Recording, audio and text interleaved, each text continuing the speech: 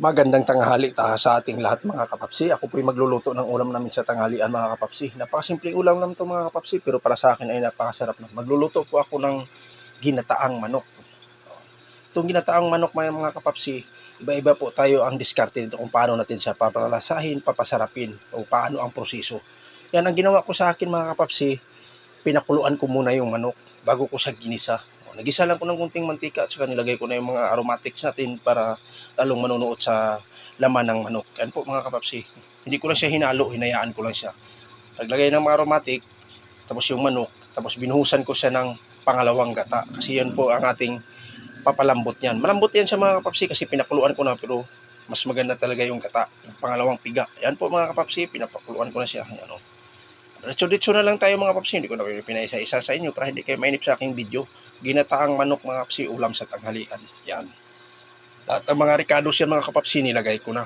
Depende na sa inyo kung anong mga diskarte nyo ilalagay nyo dyan. Pero pag ginataang manok, optional lang tayo. Kung anong pwedeng sa paningin nyo, kung ayaw nyo mag-asin, gusto nyo patis, ganun. Mga seasoning dyan, nilagay ko na lahat. Yung na pinapakita sa inyo mga kapapsi. Para alam naman nyo pag ginataang manok, kaya napaka-basic lang yan. Yan, naglagay din tayo ng 2 pirasong siling pula. Nilagay ko. Pang panimbang lang sa ating gata ba. Alam ko manunuot na yan kasi marami tayong pamintang nilalagay dyan. Nilalagay ko siya ng pamintang durog mga kapapsi. Tapos maglalagay din tayo ng gulay. Pitsay nilagay ko. Pinatong ko lang yung pitsay mga kapapsi. Huwag nyo haluin agad. Ipatong lang nyo yan. Yan. Tapos takpan nyo maya maya. Maganda na yung itsura ng ating pitsay yan. Diba?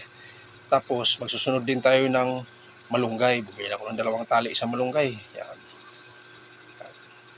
Timplado na yan siya mga kapapsing. Kunting kimbot na yan. Ready to serve na yan. Ready to eat na rin yan. Kaso lang maglalagay pa tayo ng puro gata. Yan ang dala ng lasa sa ating ginataang manok mga kapapsi. Yan. Puro talaga yan. No? Ang lapot mga kapapsi. Yun. Lalong sumasarap ang ating recipe. Lalo na pagdating sa ganyan. Pangalawang unang piga. Tapos pakuluin lang natin siya, palutuin lang natin siya ng gata. Yung iba kasi nakikita ko diretso na pagkaan tanggal agad. Wag, depende sa akin hindi.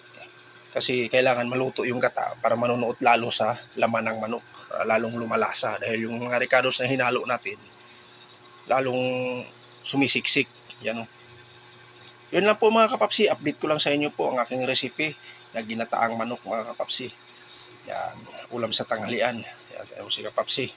Hirap pag walang taga-video mga kapapsi, talagang mahirapan ka talaga. Yan. Kunting halo na lang mga kapapsi, ready to serve na yan, ready to eat na rin yan mga kapapsi. At ako po nagpapasalamat sa inyo sa walang sawang suporta nyo sa akin. Kung sino man kayo, nga hindi ko kayo nasuportahan, pasensya na po, pero hindi ako kayo nakakalimutan. Nagkikita-kita din tayo balang araw kasi medyo alanganin pa ako sa aking trabaho, sa aking duty. Wala tayo gaano, number 1 na policy nila, bawal talaga cellphone. Kaya hanggang ano lang tayo, hanggang upload na lang. Hindi na tayo taga-support. Yun na po mga kapsi, titikman ko na kung ready to serve na, ready to eat na rin. Yan, kumilo na si Papsi. Hanggang dito na ako. Bye-bye.